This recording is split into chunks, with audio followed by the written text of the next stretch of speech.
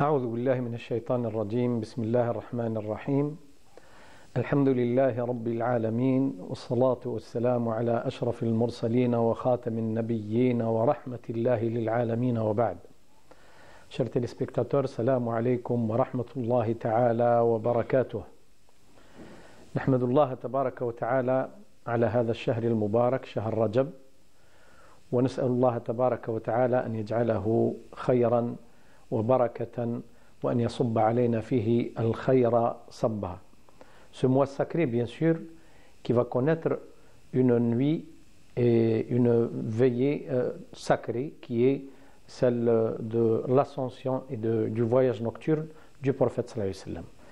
جاء فيها قول الله تبارك وتعالى في سورة الإسراء: سبحان الذي أسرى بعبده ليلا من المسجد الحرام إلى المسجد الأقصى الذي باركنا حوله لنريه من آياتنا إنه هو السميع البصير. Professeur Mohamed Awaz, مرحبا بك. مرحبا، أهلا وسهلا. أهلا وسهلا. Donc, notre sujet est bien clair. Nous allons essayer de parler de cet événement, un événement très important dans l'histoire de l'islam. Et on va essayer de commencer par parler de l'importance et de l'historique de ce lieu sacré pour les musulmans. Bismillah ar-Rahman ar-Rahim.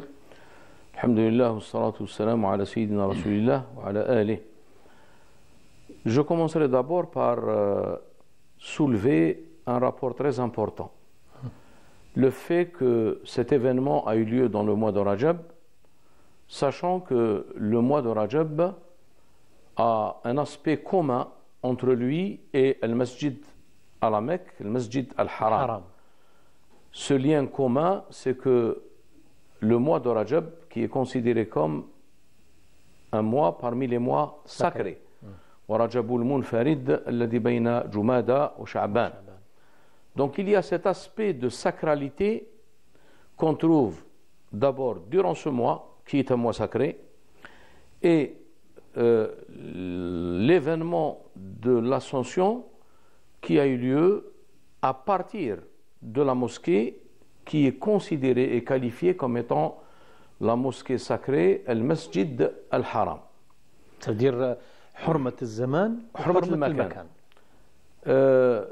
Mais pour commencer également, je voudrais dire que d'abord l'événement de l'Isra ou al-Mi'raj ne constitue pas l'un des fondements de la doctrine islamique. ليس من أصول الاعتقاد. ثانيا il faut un petit peu sortir du cadre standard qui existe chez les historiens et essayer d'aller vers une dimension, je dirais, métahistorique, au-delà de l'histoire. Parce qu'il s'agit d'un événement, bien sûr, spirituel, qui dépasse pratiquement le temps et les conditions de l'espace et du temps. Alors le fait de dire généralement que l'événement de l'Isra ou le Mi'raj a eu lieu en guise d'une consolation, tasliya, l'Nabi sallallahu alayhi wa sallam, en raison de certains événements qui l'ont précédé, notamment le décès de son épouse, qui est pratiquement la consolatrice de Nabi sallallahu alayhi wa sallam lorsqu'il a reçu la révélation, et l'avènement de l'islam et les événements qui sont suivis. Elle était le soutien moral numéro un. Et deuxièmement, il y a aussi le décès de son oncle. Donc il y avait, si vous voulez, affectivement une consolation interne, et il y a aussi une protection et un soutien externe par son oncle. Et donc ces deux événements, on leur ajoutera l'événement du départ du Nabi sallallahu alayhi wa sallam à Taïf pour prêcher la nouvelle religion. Et on sait que dans ce lieu, il a eu beaucoup il a enduré des refus, je dirais même des provocations, même des atteintes, à un tel point où il s'est dirigé il s'est orienté vers Allah tabaraka wa ta'ala. Donc ça, c'est l'aspect qui existe dans les ouvrages. Mais il faut comprendre que ce n'est pas une relation de cause à effet. C'est-à-dire ce n'est pas ces causes et ces événements qui sont, je dirais, il y a une relation intrinsèque, étroite avec l'événement de l'Isra ou le Mi'raj. L'événement de l'Isra ou le Mi'raj, comme on va le voir à travers une certaine symbolique, il va bien au-delà. Il va bien au-delà de ces événements qui sont des événements contingents. Quoique, des événements contingents, on ne minimise pas l'impact de ces événements par rapport au côté humain de Nabi sallallahu alayhi wa sallam. Mais ce qui est sûr, c'est que l'événement de l'Isra ou le Mi'raj a un rapport avec des dimensions qui se rapportent d'abord aux particularités du message de l'islam en tant que message universel, quelque chose, je dirais, qui revient à la personne et à la réalité, haqiqat Nabi sallallahu alayhi wa sallam, c'est quelque chose qui a un rapport direct avec l'aspect spécifique de la prophétie mohammedienne, c'est-à-dire qu'il est le sceau de la prophétie, khatm an-nubuwah. Et on peut évoquer bien sûr d'autres choses. Et c'est pour cette raison qu'il ne faut pas relier cet événement à des facteurs spatio-temporels, donc l'histoire et le temps et le lieu, et dire voilà, il y a le décès d'un tel, le décès d'une telle, ce qu'il a enduré, et tout cela donc a amené. D'abord parce que Allah tabaraka wa ta'ala dans ses actes, fi af'alihi, ils ne peuvent pas être subordonnés à quelque chose de contingent. Af'alullahi la tu'allal. Et ça, c'est quelque chose qui a été établi, décrété de toute éternité, et dans la contingence, dans la vie immédiate, les choses se déroulaient en fonction de ce qui a été établi azalan de toute éternité pour montrer certaines particularités et certaines spécificités du message de l'islam et de la personne du prophète sallallahu alayhi wa sallam en tant que khatim al-nabiyyin. Ma kana Muhammadun aba ahadin min rijalikum walakin rasulallahi wa khatim al-nabiyyin. Alors khatim al-nubuwah, il y a beaucoup de choses à dire. Et en plus, il y a des subtilités que certains maîtres spirituels et certains savants ont évoquées et qui ont un rapport direct avec ce qu'ils appellent la réalité mohammedienne, al-haqiqa al-muhammadiyya. Voilà ce qu'on peut dire déjà comme en guise d'introduction à cet événement. Mais sachant que ce n'est ni une fête religieuse, ni, je dirais, quelque chose qu'on doit fêter, mais c'est un événement important. Et justement, voilà, et justement, c'est un événement sur lequel il faut méditer pour comprendre la portée de cet événement. Et non pas se limiter ou se cloîtrer dans ces données qui sont rapportées historiquement. Il faut que ça aille au-delà de l'histoire. Et là, on reviendra peut-être sur certaines subtilités, parce que d'abord, il ne faut pas oublier aussi que l'événement de l'Isra ou le Mi'raj, qui a eu lieu entre l'an 11 et l'an 12 du message, pas de l'Hijr, de l'avènement de l'islam, donc c'était aussi quelque chose qui a précédé la deuxième phase du message, qui est la phase médinoise. Et cette phase médinoise, c'est elle par laquelle Allah tabaraka wa ta'ala a clôturé la révélation et a clôturé, je dirais, la prophétie. Justement, professeur, quel est le rapport et la symbolique entre, et le rapport entre l'ascension et le voyage nocturne avec la clôture du cycle de la prophétie? Le rapport est évident parce que d'abord la prophétie a été initiée par le Nabi sallallahu alayhi wa sallam dans le monde spirituel, fil azal. Et elle a été clôturée historiquement par son avènement historique, humain, son apparition en tant que يعني في الحياة الواقعية التاريخية وجود النبي صلى الله عليه وسلم الذي به اختتمت النبوة. Et le rapport d'abord c'est que l'initiation ou l'ouverture qui est évoquée dans l'une des prières sur le prophète sallallahu alayhi wa sallam, الفاتح لما أغلق والخاتم لما سبق. Donc il est celui qui a ouvert le cycle de la prophétie, الفاتح لما أغلق والخاتم لما سبق. Et d'ailleurs dans l'une des traditions prophétiques relatives à l'événement de l'Isra ou le Mi'raj, il y a le prophète sallallahu alayhi wa sallam dans une tradition qui se qualifie lui-même wa ana al-fatihu al-khatim.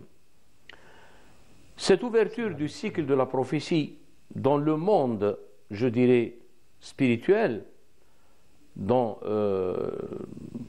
fil azal, kuntu nabiyyan wa adamu bayna at-tin wal ma wa adamu munjadilun fi tinatihi wa fi riwayat al-imam Ahmad wa adamu bayna al-jasad wal ruh.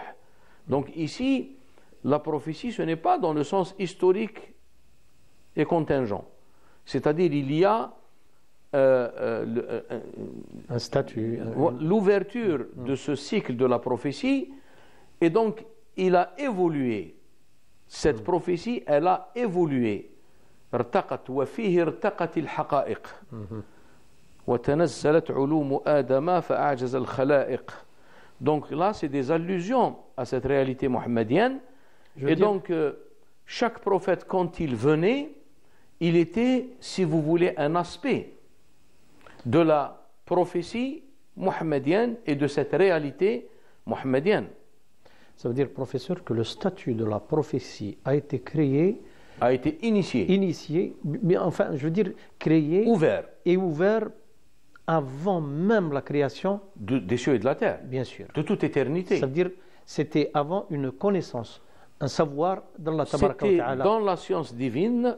Donc les choses ont été décrétées, maqdiya, et ensuite elle s'est manifestée conformément à ce qada, ce qu'on appelle al-qadar. Et le qadar, le mot qadar en langue arabe, il est traduit des fois par destinée, mais il veut dire aussi la mesure. Inna kulla shay'in khalaqnahu biqadar. Le qadar, c'est la valeur. C'est ce que je voulais dire. Le statut de la prophétie a été créé pour le prophète sallallahu alayhi wa sallam. Bien sûr. Et la prophétie, si vous voulez en termes poétiques, la pièce théâtrale n'était pas encore terminée avant l'avènement historique du prophète sallallahu alayhi wa sallam. Et à travers son avènement, il y a eu des événements, entre autres, je ne dirais pas seulement l'événement de l'Isra ou le Mi'raj, entre autres, il y avait plusieurs événements qui renvoyaient tous à cette qualité qui est le prophète sallallahu alayhi wa sallam. L'imam al-Busayri, quand il dit, quand il évoque l'événement de l'Isra ou le Mi'raj, dans une expression imagée, on ne peut trouver plus éloquent في الحقيقة. يقول سريت ليلا من حرم إلى حرم كما سرى البدر في داج من الظلم. L'évolution et la progression et l'élévation. وبت ترقى إلى أن نلت منزلة ختم النبوة إلى أن نلت منزلة لم تدرك ولم ترمي. C'est-à-dire, personne n'a osé prétendre à cette faveur qui était le sceau de la prophétie et la clôture de la prophétie. وبت ترقى إلى أن نلت منزلة من قاب قوسين لم تدرك ولم ترمي وأنت تخترق السبع الطباق بهم وأنت تخترق السبع الطباق بهم في موكب كنت فيه صاحب العالم صلى الله عليه وسلم. Et il lui a dit, بعد ذلك يقول, on voit comment l'imam al-Busayri fait usage et exploite les règles de la grammaire arabe pour faire allusion à cette spécificité mohammedienne qui est le sceau des prophètes. Khatm al-Nubuwa. Il dit, tu as rabaissé, khafadta kulla maqamin, c'est-à-dire même maqamat al-anbiya sabiqin. Khafadta kulla maqamin bil-idafati. Parce qu'on sait que l'idaf al-mudaf ilayh yakunu makhfoudan, yani maksouran, majrouran. خفضت كل مقام بالإضافة إذ نوديت مثل المفرد العالمي. Et ça reflète vraiment une connaissance profonde de l'imam al-Busayri du Coran. Parce que le seul prophète qui a été évoqué, déterminé avec l'article معرف بالألف واللام, وهذا التعريف بالألف واللام كما يقول علماء اللغة يفيد الاستغراق. يا أيها النبي، لا يوجد ذكر نبي في القرآن الكريم. النبي أولى بالمؤمنين من أنفسهم، ألف واللام. يا أيها النبي بالألف واللام. Et donc, il est le seul à être évoqué dans le Coran avec la détermination avec l'article. Ce qui veut dire, entre autres, al-istighraq, il veut dire que c'est lui qui a pratiquement consommé ou qui a synthétisé la prophétie, mais à travers l'histoire, abra al-tarikh, elle s'est manifestée progressivement. Et d'ailleurs, il y a d'autres traditions. C'est pour ça que je dis que ce n'est pas seulement l'événement de l'Isra ou al-Mi'raj qui est en rapport avec cette question de qualité de sceau de la prophétie, Khatm al-Nubuwa. Il y a aussi la question de l'intercession qui est aussi accordée exclusivement au prophète sallallahu alayhi wa sallam. Il y a aussi comment dirais-je, مقام اللي هو سأله النبي صلى الله عليه وسلم للأمة المحمدية لما قال هذا المقام أرجو أن أكون أنا صاحبه، وهو المقام المحمود. هذا المقام هذا بروفيسور. Oui. Est-ce que c'est une récompense للنبي عليه الصلاة والسلام ou bien c'est un degré, c'est un autre degré qui va être mérité Ça a un rapport direct avec ce qu'on appelle حقيقة النبي صلى الله عليه وسلم. Et donc tout ça c'est des allusions qui manifestent cette particularité du prophète sallallahu alayhi wa sallam. Pour revenir à la shafa'a, l'intercession, personne n'a été accordée à personne. Et d'ailleurs, les gens qui suivaient les prophètes précédents, le jour du jugement, chaque peuple vient vers son prophète pour demander cette intercession, pour les sauver. Entre parenthèses, l'idée du sauveur, elle existe chez les chrétiens, mais cette qualité de sauveur pour Isa alayhi salam, elle ne sort pas du cadre de la prophétie mohammedienne parce que c'en est une manifestation. Donc, là, quand ils s'adressent à leur prophète en demandant l'intercession, alors ce n'est pas en allant vers Adam, et Adam, il va renvoyer directement au prophète sallallahu alayhi wa sallam. Parce qu'il peut se faire que quelqu'un vienne dire oui, mais il y a des prophètes au milieu entre Adam et Mohammed sallallahu alayhi wa sallam, et ils ont des particularités qui sont évoquées dans le Coran. Donc nous, il y a eu un renvoi progressif, pas direct, justement. Adam, il renvoyait au prophète qui était après lui, et Idris, Nuh, chacun renvoyait Ibrahim, à celui qui était avant lui, Sayyidina Isa, le sauveur, justement, jusqu'à ce qu'on arrive au prophète sallallahu alayhi wa sallam, où il dit Ana laha wa la fakhr, c'est-à-dire elle m'a été accordée, hein, et sans orgueil. Voilà. La modestie, l'ubudiyya. L'ubudiyya à mettre en rapport avec la qualité fondamentale, al-abdul kamil, le serviteur parfait. Hein? Et d'ailleurs, dans le Coran, c'est ça la qualité fondamentale par laquelle le Nabi sallallahu alayhi wa sallam est évoqué, y compris les versets de l'Isra ou al-Mi'raj. Subhanalladhi asra bi'abdihi. On y reviendra lorsqu'on parlera de la question Est-ce qu'il s'agit d'une spirituelle ou bien il s'agit de quelque chose corps et esprit? Donc voici ce qu'on peut dire, et on ne peut pas épuiser en tout cas toutes les allusions, tous les avertissements qui renvoient à cette qualité que seul Allah tabaraka wa ta'ala connaît concernant son prophète sallallahu alayhi wa sallam, Sidna Muhammad alayhi wa sallam. Et d'ailleurs, wa innaka la'ala khuluqin azim. Professeur, ce que vous venez de dire là a été concrétisé réellement pendant la rencontre du prophète sallallahu alayhi wa sallam avec tous les prophètes. Exactement. في المسجد الأقصى وإمامته لهم. Ça veut dire, c'est une reconnaissance, c'est une déclaration, c'est un témoignage que le prophète sallallahu alayhi wa sallam, il est le sceau de la prophétie. Donc, il est le sceau de la prophétie. Il est aussi le seigneur des prophètes. Sayyidul Anbiya.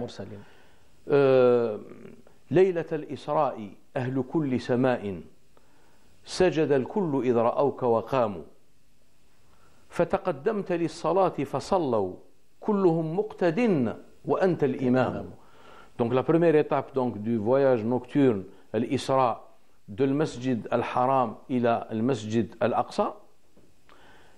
Et là, al-Masjid al-Aqsa, il y a eu donc la prière dirigée par le prophète sallallahu alayhi wa sallam avec tous les prophètes, et c'est évident que cela a un rapport direct avec sa qualité de seigneur des prophètes, Sayyidu al-Anbiya, Sayyidu waladi Adam, et également le fait qu'il y a la clôture du message. Et donc ensuite, bien sûr, a eu lieu la deuxième étape de cet événement qui est l'ascension, al-Mi'raj.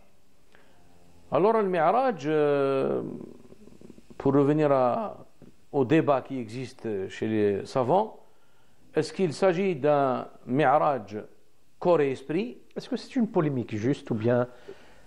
En tout cas, ça a été évoqué. Pourquoi ça a été évoqué? Parce que déjà, lorsque le prophète sallallahu alayhi wa sallam a informé les gens de Quraysh de cet événement, et il savait pertinemment que c'est quelqu'un, ma jarrabna alayka min kadhibin qattu, donc c'est pas quelqu'un qui est connu au sujet duquel les propos vont être mis en doute.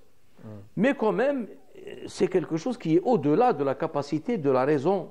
Hein? C'est quelque chose qui va au-delà. Et ce n'est pas le fait qu'il va au-delà qui n'existe pas et qui ne peut pas exister. D'accord? Bien sûr. L'istihala, istihalatu shay'i, c'est une chose. L'impossibilité d'une chose. Quand on dit une chose est impossible, elle est impossible rationnellement, aqlan. Mais au-delà de la raison, il y a une autre ouverture. Alors, cette question de ce voyage, de cette ascension, est-ce qu'elle a eu corps et esprit? Bon, l'avis qui est le plus dominant, plus connu, al-rajih, qui est communément admis par, je dirais, Ahl al-Sunnati wal-Jama'a, qui sont les représentants authentiques de l'islam, du moins selon ce qui a été, je dirais, l'aboutissement après les divergences, les écoles théologiques, et on est arrivé pratiquement au rôle de l'imam Abu al-Hassan al-Ash'ari dans la tradition, l'imam Shafi'i, l'imam al-Ghazali, Abu Hamid, rahimahumullahu jami'an. Donc là, l'avis communément admis dans ce cadre-là, c'est que ça a été, je dirais, réalisé par le corps et l'esprit. D'accord. Mais il y a eu un débat.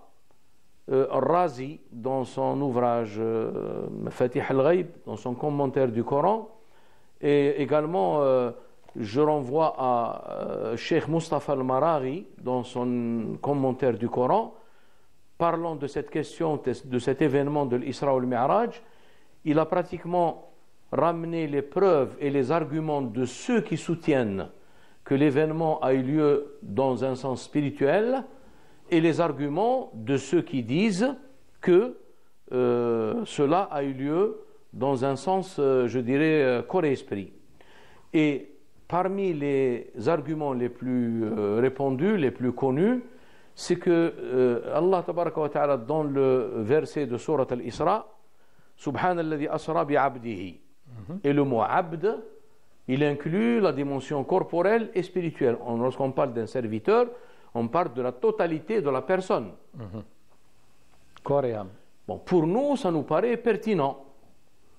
Pour d'autres savants, ils ont, je dirais, discuté cet argument en disant que le fait que ça soit spirituellement n'enlève en rien la qualité de serviteur pour le Nabi sallallahu alayhi wa sallam. Et d'ailleurs, il rajoute que dans le Coran, Allah tabaraka wa ta'ala a qualifié des créatures par le mot serviteur, ibad, mais qui n'ont pas de corps. Bal ibadun mukramun, ce n'est pas, c'est les anges. Les anges n'ont pas pratiquement ce côté corporel. Donc, je ne rentre pas dans les détails, mais tout simplement, je dirais que, tel que cela est arrêté dans ce cadre sunnite, le verset du voyage nocturne, l'Isra, il est explicite. قطعي الدلالة. قطعي الدلالة وقطعي الثبوت. Donc, Subhan alladhi asra bi'abdihi, donc ça, celui qui réfute cette question, cette réalité, est considéré comme étant yani, exclu de la foi. Par contre, Al-Mi'raj, l'ascension, ce n'est pas un verset à caractère explicite. قطعي الدلالة في دلالته على حدث المعراج. أولا. ثانيا, les deux événements ont eu lieu en même temps. Ils se sont succédés. Donc il y a eu l'Isra et Al-Mi'raj. Alors les savants ont dit que quelle est la raison pour laquelle le verset que certains savants tiennent comme une preuve du voyage de l'ascension, comment se fait-il qu'il n'a pas eu lieu tout de suite après le verset de Surat al-Isra? Et ils disent en tout cas que لَقَدْ رَأَى مِنْ آيَاتِ رَبِّهِ الْكُبْرَى, le mot ru'ya inclut et la vision sensible, الرؤيا بالعين الجارحة والرؤيا أيضا القلبية. Donc c'est pour cette raison que le verset في سورة النجم, il est à caractère implicite, ظني الدلالة. Raison pour laquelle les ulama arrêtent celui qui rejette, qui réfute le voyage nocturne, l'Isra, il est exclu de la foi, ce qui n'est pas le cas pour le Mi'raj. Et qui n'est pas considéré. Justement, ce qui est remarquable, professeur, à ma connaissance, si je me trompe, bien sûr, vous me corrigez, les mouchriquines n'ont pas refuté, ils n'ont pas discuté le Mi'raj, ils ont discuté l'Isra. Oui. Comment il se fait ça? Pour eux, comment ça se fait qu'un voyage ordinaire qui prend 6 mois, vous le faites dans une nuit? Oui, mais le fait qu'ils ont réfuté le voyage nocturne, donc l'Isra, a fortiori et à forte raison qu'ils vont également réfuter le Mi'raj, qui est pratiquement traverser les cieux pour arriver à la station du lotus, Sidrat al-Muntaha, فَأَوْحَى إِلَى عَبْدِهِ مَا أَوْحَى. Et là, c'est très pointu comme argumentation. Lorsque les gens ont discuté ces arguments, ils ont dit, si c'était seulement une ru'ya, dans le sens d'un rêve prémonitoire, ou par le cœur ou l'esprit, ils disent que ceci ne peut pas être objet d'une discorde. لا يمكن أن يكون محلا, parce que vous me dites que demain, hier, je me suis vu en train de voler dans les airs. Ça ne peut pas être objet de discorde et de divergence et de discussion. Je refute, je ne refute pas, j'accepte, je n'accepte pas. Parce que ça relève du possible. On est dans un autre domaine. Mais lorsque Allah tabaraka wa ta'ala يقول وما جعلنا الرؤيا التي أريناك إلا فتنة, ça veut dire qu'il s'agit bien d'une vision dans le sens propre du terme. Nous allons continuer, Inch'Allah, docteur, dans la deuxième partie de cette émission. Inch'Allah, nous allons revenir après un petit moment. Salam alaikum.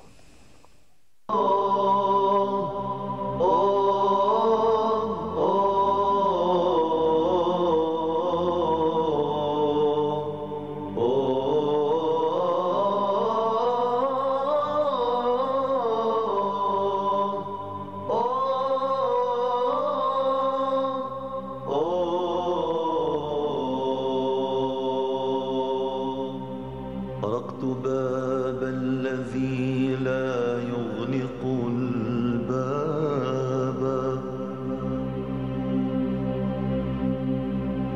طرقت باب الذي لا يغلق الباب ولا يرد عن الأعتاب طلابا،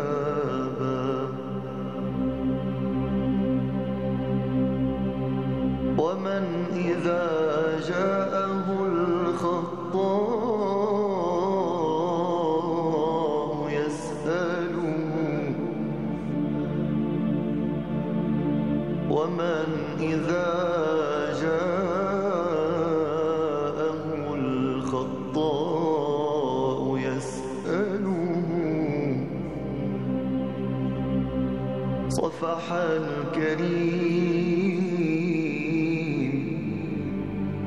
صفح الكريم عن الأخطاء ما خابا، ومن يمد يدا تحنو لملتجئ إليه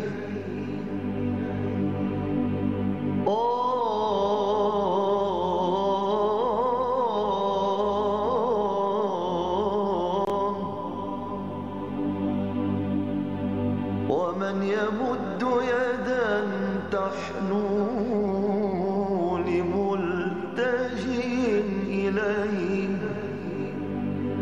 أو مذنب بالأمس قد تاب، ومن يجيب دعاء المضطر في كرم،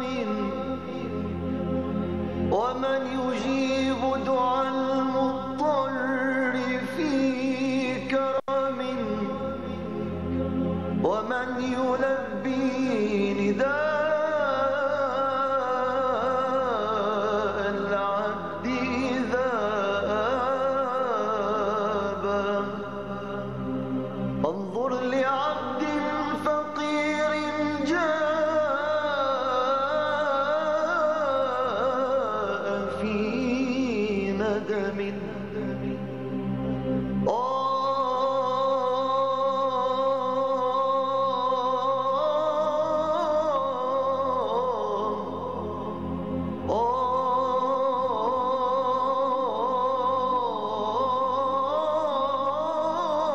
وانظر لعبد فقير جاء في ندم إليك يسكب دمع التوب منسابا.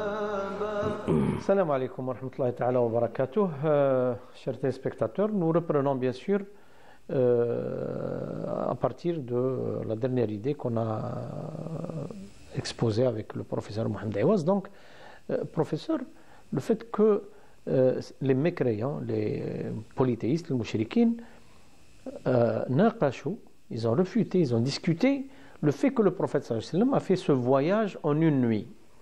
Ils n'ont pas parlé de ce qu'il a vu sallallahu alayhi wa sallam dans l'ascension, ou ce que le malaïka ou l'anbiya akhbarouh. Est-ce que parce que le Nabi alayhi sallallahu alayhi wa sallam a exposé cette partie aux croyants uniquement, ou bien il y a une autre raison? Je pense que la raison fondamentale, c'est que lorsqu'ils se sont adressés à Abu Bakr Siddiq, en lui disant que ton ami إن صاحبك يقول أنه ذهب يعني إلى بيت المقدس ورجع في ليلة ونحن نضرب لها أكباد الإبل, alors que nous endurons toutes les peines et toutes les difficultés pour y parvenir, et lui il prétend qu'il a fait ce voyage, atteint cette destination en une nuit et il est revenu. Alors ici je pense qu'il y a à faire une distinction de deux choses, c'est-à-dire celui qui est disposé à accepter par la grâce d'Allah tabaraka wa ta'ala la prophétie, la qualité de prophète, le Nabi sallallahu alayhi wa sallam. Ce qui a été le cas de Abu Bakr, et c'est pour cette raison que son degré et son rang est tiré de la sincérité, as-sidq. Abu Bakr as-siddiq, donc c'est la station de la véridicité, as-siddiqiyya.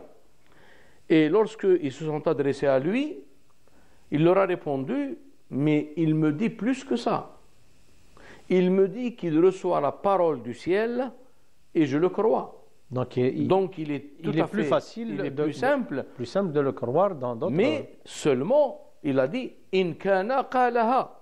Ça veut dire si vraiment il vous a dit cela, ça veut dire que c'est la vérité. Et j'y adhère et je le crois parce que je crois en sa qualité de prophète. Vous ne croyez pas. Et c'est pour cette raison que cette dimension ou cette première étape du voyage, du moment qu'ils n'ont pas cru, ils l'ont refuté, donc il n'y a pas eu une poursuite du débat par rapport à la deuxième étape.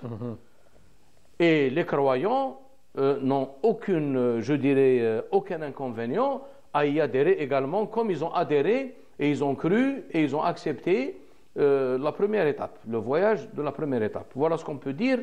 Pourquoi il n'a pas évoqué dans les détails, en tout cas entre le Nabi sallallahu alayhi wa sallam et les polythéistes, il n'y a pas eu ce débat sur la question de l'ascension. Il y a eu plutôt une information par rapport à la première étape. Alors, la première étape, toujours est-il que il y a toujours des débats à ce sujet qui se rapportent à la question spirituelle ou la question du corps et d'esprit, c'est-à-dire que ça a eu lieu dans la réalité. Subhanalladhi asra bi'abdihi min al-masjid al-haram ila al-masjid al-aqsa. Il y a certains même qui soutiennent que le masjid al-aqsa, ce n'est pas la mosquée à Jérusalem, Beit al-Maqdis. Ils disent que l'Aqsa, c'est en rapport avec une station qui est Sidrat al-Muntaha et qui est quelque chose qui n'est pas spatial, c'est-à-dire on ne peut pas le situer dans l'espace. Et la station entre deux arcs ou plus proche encore, Qaba Qawsayni ou Adna, ce n'est pas des arcs, ce n'est pas un lieu physique. C'est une question de station qui se rapporte à la proximité qu'Allah tabaraka wa ta'ala a accordée d'une façon exceptionnelle au prophète sallallahu alayhi wa sallam. Mais quand on revient à d'autres traditions prophétiques et que le prophète sallallahu alayhi wa sallam a affirmé la tushaddu ar-rihal illa li thalathati masajid. Il les a bien cités. Masjidi hada, Masjid al-Haram, wa masjidi hada, wa al-Masjidi al-Aqsa.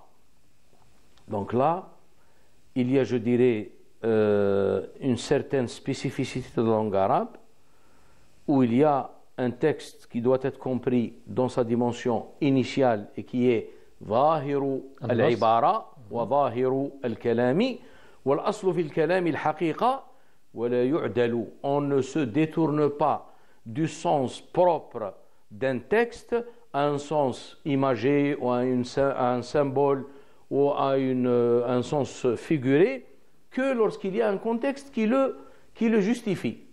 Alors ici, le Nabi sallallahu alayhi wa sallam, lorsqu'il parle, لما يقول لا تشد الرحال إلا لثلاثة مساجد, donc je me demande comment on peut comme ça dépasser le sens du mot masjid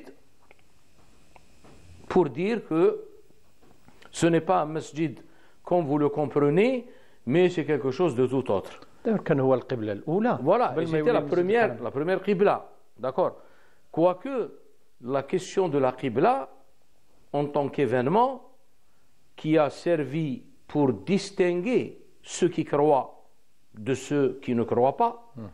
D'ailleurs, le Coran dit سيقول السفهاء, les ignorants. سيقول السفهاء ما ولاهم عن قبلتهم التي كانوا عليها, parce que la finalité c'est pas ici. قل لله المشرق والمغرب أينما تكونوا يأتي بكم الله جميعا. Donc ça veut dire le problème ce n'est pas le fait de s'orienter vers un lieu, une orientation, mais la finalité c'est l'épreuve d'accepter et d'obéir ou de ne pas accepter et désobéir. D'ailleurs, même dans un autre verset, dans Sourate al-Baqarah, la bonté, lorsqu'ils étaient en train de discuter cette question, le Coran a, je dirais, tranché la question. ليس البر أن تولوا وجوهكم قبل المشرق أو المغرب. Ce n'est pas là la finalité. C'est-à-dire je crois ou je ne crois pas. C'est ça. Donc, si vous voulez, ce que je veux dire, c'est que nous sommes, qu'on le veuille ou pas, nous sommes obligés de respecter la lettre du texte. Parce que si on ouvre cette porte, comme l'ont fait les Batiniya, il y a les allusions, les avertissements, l'isharat.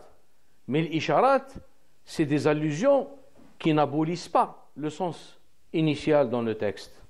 الإشارة لا تلغي ما يفيده ظاهر النص إنما هو معنى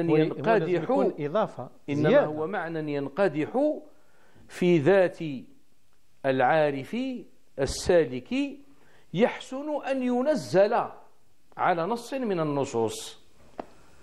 أما le sens initial, le sens littéral, ظاهر النصي, on ne le met pas de côté. On ne l'abolit pas. Il est toujours, lui, le premier à prendre en considération.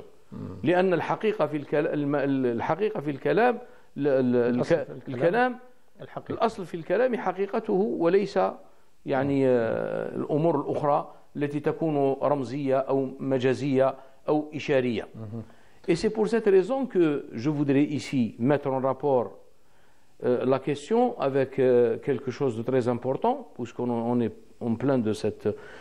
certains savants, bien sûr, quand ils évoquent l'événement de l'Isra ou le Mi'raj, ils parlent de mu'jiza, un miracle.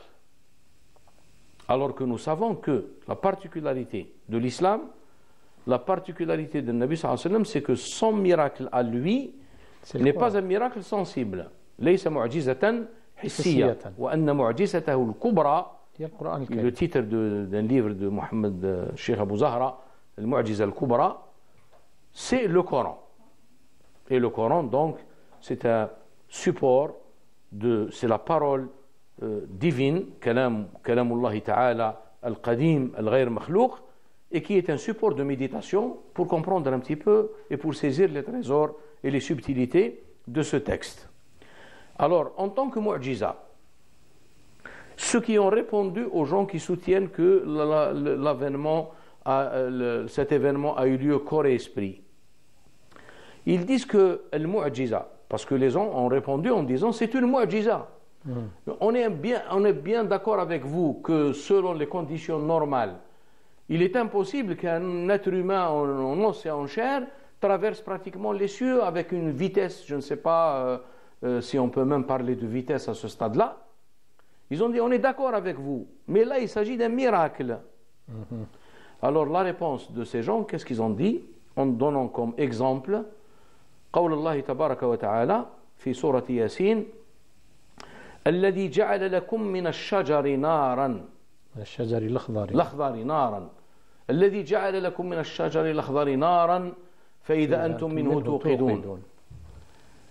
Ils ont dit oui, mais الشجر ne peut pas donner de feu et ne peut pas être brûlé sauf lorsqu'il parviendra à sa phase qui est la phase de bois sec. On est bien d'accord que القدرة الإلهية, la puissance divine, la transcendance divine, التنزيه الإلهي, on n'y touche pas. Allah tabaraka wa ta'ala, sa puissance est absolue. Est absolue. Mais seulement, ici on voit que les gens ne refusent pas le miracle. Mais il dit que le miracle obéit à des lois que celui qui a opéré le miracle lui-même a établi dans l'existence. À l'exemple de l'arbre, Al-Shajar al-Akhdar, où il dit فَإِذَا أَنْتُمْ مِنْهُ تُوقِدُونَ, alors que voici que vous l'utilisez pour faire, je dirais, pour vous réchauffer, pour allumer le feu, mais ils disent que ce feu ne peut être allumé que lorsque l'arbre passe de sa phase qui est الشجر الأخضر إلى الشجر يعني حطب يابسا. Donc ils ont dit que c'est Allah tabarak, ce n'est aucunement une atteinte à la puissance divine absolue. Mais Allah tabaraka wa ta'ala, c'est lui qui, du côté, même si on admet et on adhère, on y croit en tant que croyant, le croyant doit croire au caractère absolu de la puissance divine. Al-Qudra al-Ilahiyya al-Mutlaqa.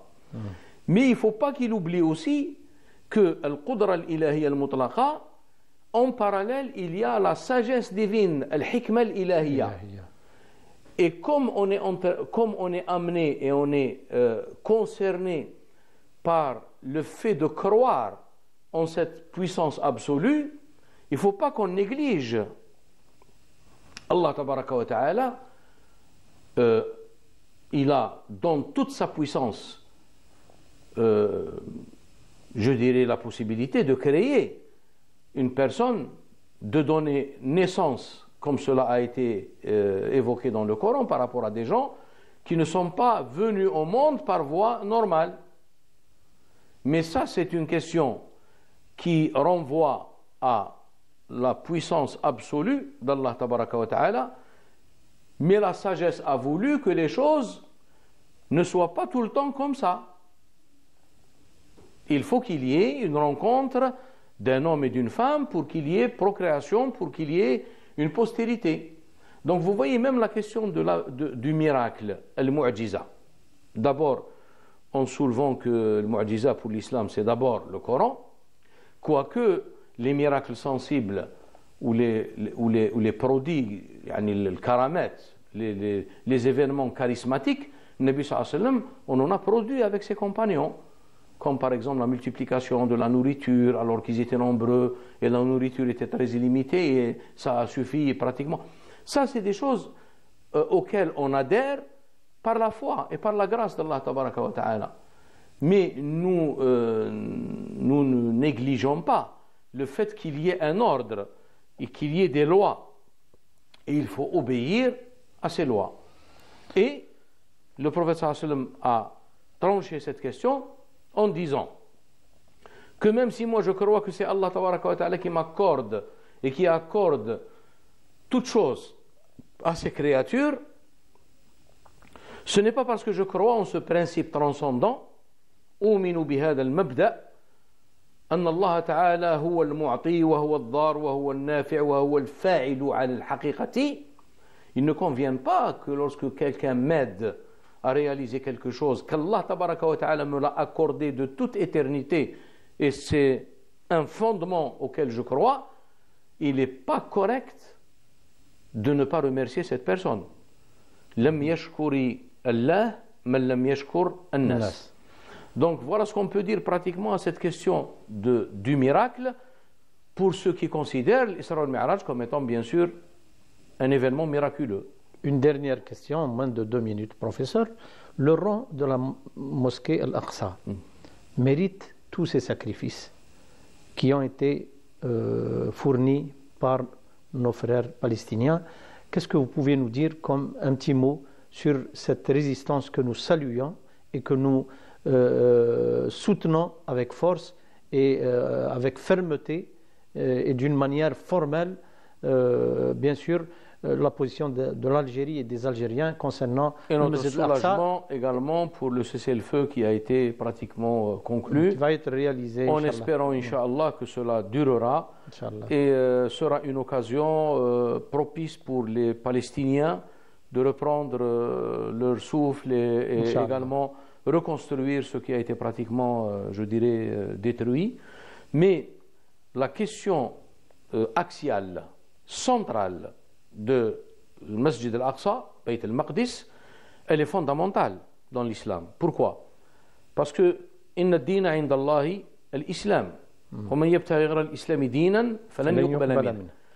Et l'aspect de clôture de cette prophétie a été réalisé à travers la prière dirigée par le prophète sallallahu alayhi wa sallam Dans cette mosquée. avec les prophètes précédents, pas n'importe où, mais dans cette mosquée. C'est pour cette raison que, comme disait, je ne sais pas, une grande chanteuse, Al-Quds lana.